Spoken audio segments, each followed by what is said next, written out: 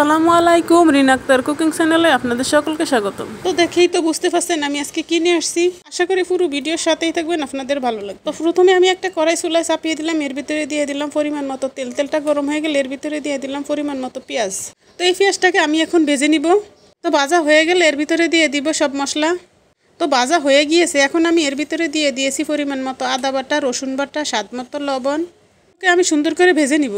তো ভাজা হয়ে গিয়েছে, এখন আমি এর ভিতরে দিয়ে দিব ছিঁড়ে রাখা চিকেন, হালকা এক চিমটি মরিচ গুঁড়ো এবং পরিমাণ মতো গরম মশলা। এই সবগুলোকে আমি একসাথে সুন্দর করে ভেজে নিব। ভাজা হয়ে গেলে এর ভিতরে দিয়ে দিব পরিমাণ মতো কাঁচামরিচ কুচি। এই সবগুলোকে আমি একসাথে সুন্দর করে ভেজে নিব। তো ভাজা হয়ে গেছে, এখন আমি এর ভিতরে দিয়ে দিব সামান্য একটু পানি। পানি দিয়ে আমি এটাকে সুন্দর করে কষিয়ে নিব। এখন আমি এর ভিতরে পরিমাণ মতো কিছু সবজি দিব। তো সবজির সাথে আছে গাজর আর আলু। এগুলো সবগুলোকে আমি একসাথে মিক্স করে নিব। মিক্স করা হয়ে গেলে আমি একটা ঢাকনা দিয়ে ঢেকে দিব। তো কিছুক্ষণ পর ঢাকনাটা তুলে এটাকে আমি আরেকটু সুন্দর করে লাড়িয়ে দিব। তো রান্নাঘরে অনেক বাতাস, ঢাকনাটা উঠানোর সাথে সাথে আমার গায়ের দিকে বাতাসটা চলে আসে, এজন্য এটা আবসা আবসা দেখা যায়। আপনারা কেউ কিছু মনে করবেন না। আগে যে পানিটা দিয়েছি এই পানিটার সাথে সবগুলোকে আমি একসাথে সুন্দর করে কষিয়ে নিব। এটাকে একবারে শুকনো শুকনো করে ভাজা ভাজা করে নিব। তো আমার মতো করে এইভাবে কে কে স্পাইসি ঝাল চিকেন চাউমিন খেয়েছেন অবশ্যই আমাকে কমেন্ট করে বলবেন। আর আমারটা ঠিক আছে কিনা তাও আমাকে কমেন্ট করে বলবেন।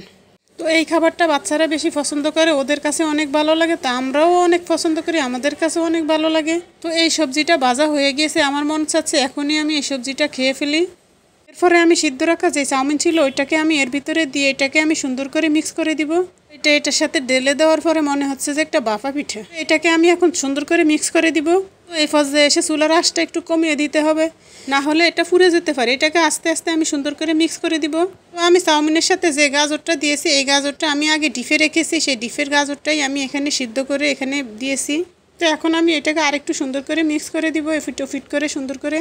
তো আপনাদের কার কার এই খাবারটা অনেক বেশি পছন্দ অবশ্যই আমাকে কমেন্ট করে বলবেন। তো আমাকে এই খাবারটা সারাদিন দিলেও আমি খেতে পারবো, আমার কাছে অনেক ভালো লাগে। তো আমার রান্নাটা পুরোপুরি কমপ্লিট হয়ে গেছে, এখন আমি নামিয়ে নিব। রান্না হয়ে গেলে আমি এটাকে সুন্দর করে আরেকটু লাড়িয়ে দিব, না হলে কড়াইয়ের যে গরম আছে এটা আরেকটু লেগে যেতে পারে। আপনারাও আমার মতো এইভাবে ট্রাই করতে পারেন। আশা করি আজকের ভিডিওটা আপনাদের সকলেরই ভালো লেগেছে। ভিডিওটা ভালো লাগলে প্লিজ লাইক করবেন, কমেন্ট করবেন, বন্ধুদের মাঝে শেয়ার করবেন আর আমার চ্যানেলটাকে সাবস্ক্রাইব করবেন।